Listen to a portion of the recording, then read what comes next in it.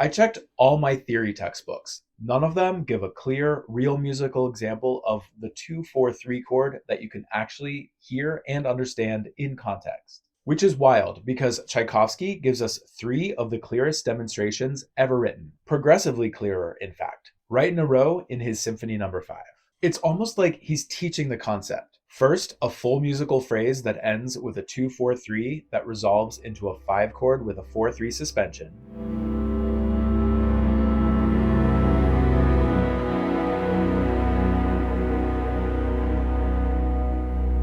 Then the same 2-4-3 to 5 with a suspension again.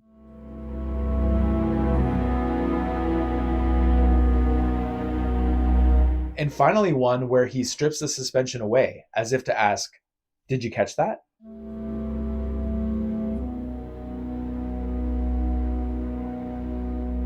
So today we're going to unpack the 2-4-3 chord, what it is, how it works, and why it glides into a root position 5 chord as easily as the 2-6-5 chord, while using a completely different mechanism to get there.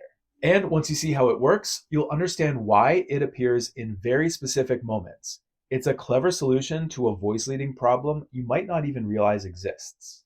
2-4-3 is the second inversion of 2-7, which is a minor 7th chord in major keys and a half diminished 7th chord in minor keys. The bass is on the 5th of the chord, scale degree 6. Second inversion is the rarest inversion in tonal harmony, and it usually appears when the bass needs to move by step. With the bass on scale degree 6, 2-4-3 is perfectly positioned to step down to a root position 5 chord, including 5-7, 5 with a 4-3 suspension, or the cadential 6-4 into a 5 chord. But we actually already know a chord that uses this same bass motion of stepping from 6 down to 5. Sound familiar? That's the defining gesture of a Phrygian half cadence, which every textbook does talk about. Let's review. A Phrygian half cadence is a hyperspecific event where a 4-6 chord moves to a 5 chord in a minor key, and the bass steps from 6 to 5, the melody steps from 4 to 5, and an inner voice steps from 1 to 7. Those three voices are locked in. The remaining inner voice only has two options, 4 to 2 or 1 to 2. That's it. So what does this have to do with 2-4-3? Any 2-7 chord already contains all the notes of a 4 chord, 4, 6, and 1. And 2-4-3 also has 6 in the bass. You simply add in scale degree 2 to turn a 4-6 chord into a 2-4-3.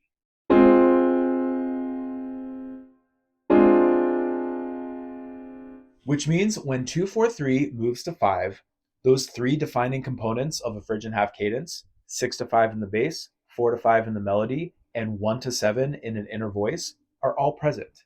But since 2-4-3 contains scale degree 2, that fourth voice can simply stay on 2 through both chords, like this.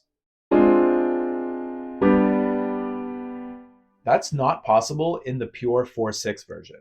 That means it's even smoother than a standard Phrygian half cadence because it uses a common tone between the two chords.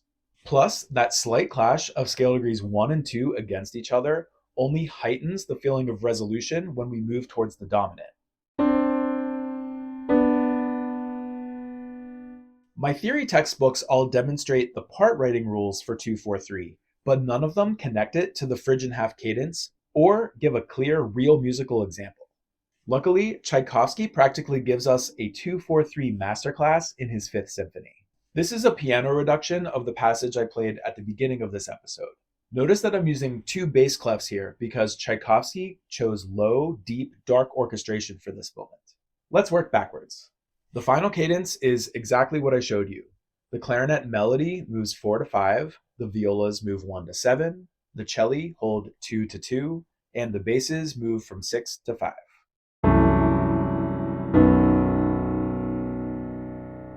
Textbook 2-4-3 to 5. Finally. Just before it, it's the same notes, except the violas hold their scale degree 1 into the 5 chord before resolving to 7, creating a 4-3 suspension.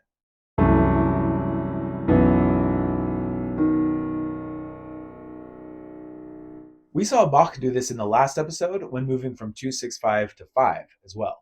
And before that, we see how Tchaikovsky leads into this moment in the first place. It's really slick. We start with a root position 6 chord with a doubled scale degree 1. The melody leaps up from 1 to 4 while everything else holds, turning 6 into 4, 6, 5.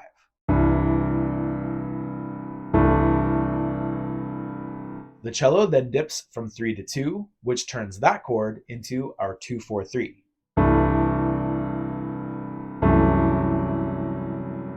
Next, the outer voices do their signature Phrygian motions, 4 to 5 in the melody with an anticipation, and 6 to 5 in the bass, while the cello holds 2 to 2 and the viola holds 1 to 1, creating that 4-3 suspension over the dominant before the violas finally resolve 1 down to 7.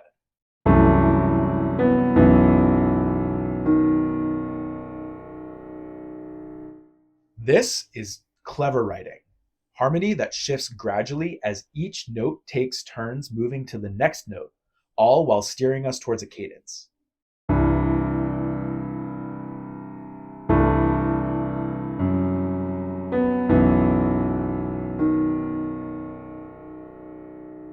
And once he gets there, he repeats it with the suspension,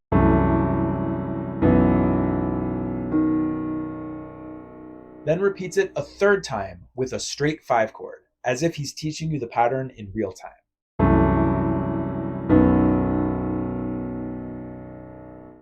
Now, 4-6 to 5 gets to be called the Phrygian Half Cadence, and it's in every theory textbook.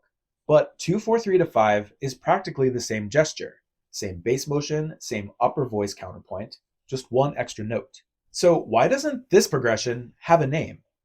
Should we call it the supertonic Phrygian Half Cadence? The dark Phrygian Half Cadence? What about just the Tchaik 5? Let's give it a name so we don't have to keep calling it the 2-4-3 to 5. If you've got ideas, let me know in the comments. I'd love to hear what you think we should call this. So now that we understand the nuts and bolts of this thing, 2-4-3 doesn't only show up as a Phrygian Half Cadence analog. Tchaikovsky uses it again in the second movement under the famous horn solo, this time in a major key and leading into an imperfect authentic cadence. Here's the basic framework in C major. The progression is 2-4-3 to 5-7 to 1 with a 4-3 suspension at the end. The bass moves 6-5-1, one upper voice moves 2-2-1, another moves 1-7-1, and the melody moves 4-4-3. But he repeats that second 4 into the 1 chord to create that 4-3 suspension.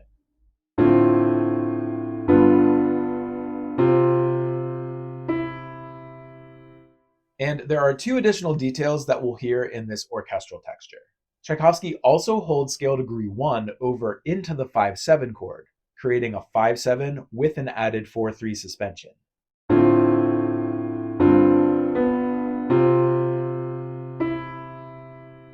And because this is an orchestra and not a 4-part choir, he adds a 5th voice to make the chords complete, but this is optional. That 5th line moves 4-5-5.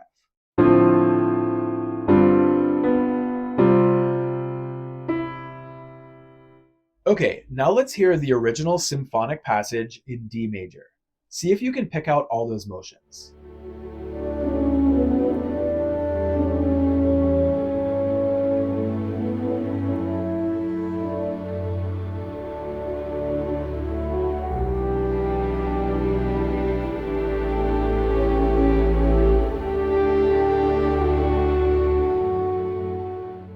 Let's hear it again with the motions labeled.